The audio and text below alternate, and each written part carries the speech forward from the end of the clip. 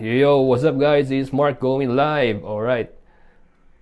Ang papag-usapan natin yan is how do you meet women? Ways of meeting women.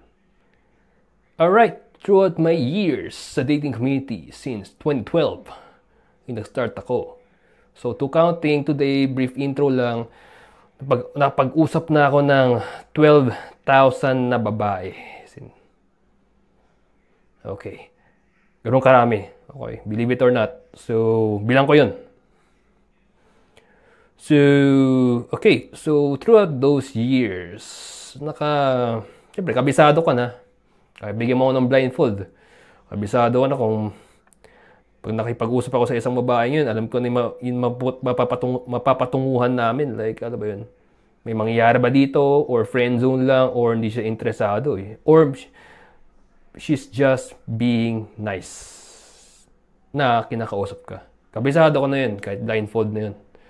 Okay, so maraming areas. Okay. Meron isa sa school. Okay. Actually, bloomer ako, like yung 20 plus na ako, yung nag-drop out ng college. Doon ako nang start like ihon tong skill na to, pag-usap sa babae.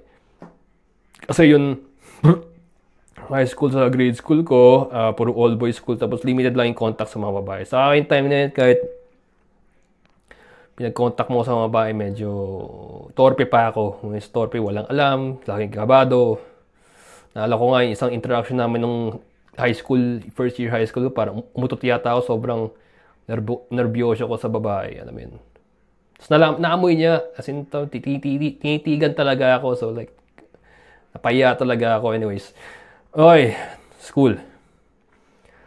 Our next is online or dating app.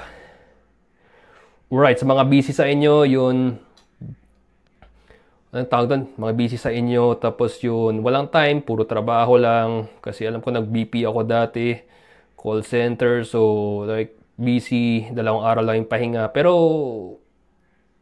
yun, nag-try rin ako dati, but hindi ako ganun ka-fulfilled.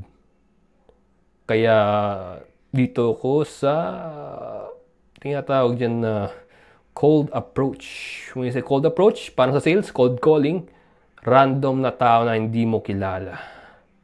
Then next.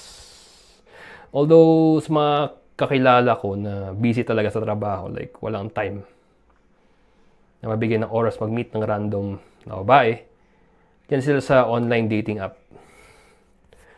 Kasi madalian lang daw. Parang interesado sa yung babae. I mean, most of the time. So, dun sila. Next is, yun, popular sa Pilipinas. True Friends. Pareto. Doon na-meet yung parents ko. Doon na-meet yung parents mo. Sila sa church. Churchmate. Workmate. Whatever mate. Schoolmate. So, yun. Yun ang tawag na meta dito sa Pinas. Kasi conservative culture tayo. So, doon talaga.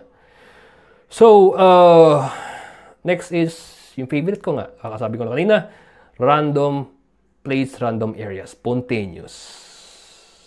Yung favorite ko kasi, ewan ko parang, may kasi manood dati ng mga Hollywood movie, like, alam mo yun, yung mga sa US. Like, yung mga, sa US kasi medyo liberal yung mga tao, liberated. O European countries, yung mga, meaning like yung mga minsan asawa nila, girlfriend nila, na-meet nila sa mga bar, sa mga kahit anong area. So, yun. Throughout when I was young kasi, yung tatay ko, lagi kami nanood ng mga Hollywood movies, like siguro 1,000 movies na yata ako since grade school ako. Mga Hollywood movies yun. So, nakita ko yung culture nila. So, nakakatuwa, like independent sila, ganon. And yun nga, yung wife nila usually, or girlfriend nila, meet nila like random place. Siguro doon ako na fall in love sa itong setting na to. So, gusto ko yung ganon. So, yun mga ways of usap sa babae. Ganon mag-usap.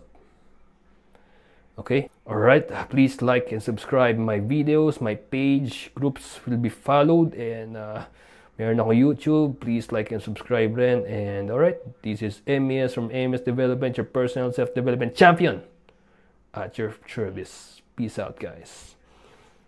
Coaching programs on the way. More information Okay? Bye for now. Yo, what's up guys? This is Mark going live. Alright. Maraming tatanong sa inyo kung para ba yung coaching structure ko, like paano ba to? Like free strategic call or something? Alright. Ask me now. Just text or message me or call me on 0927-643-7575. That's it. 0927-643-7575. Free strategic call. Alright, brought to you by MES, your personal self-development coach at your service. See you guys in the field and my upcoming videos. Bye for now.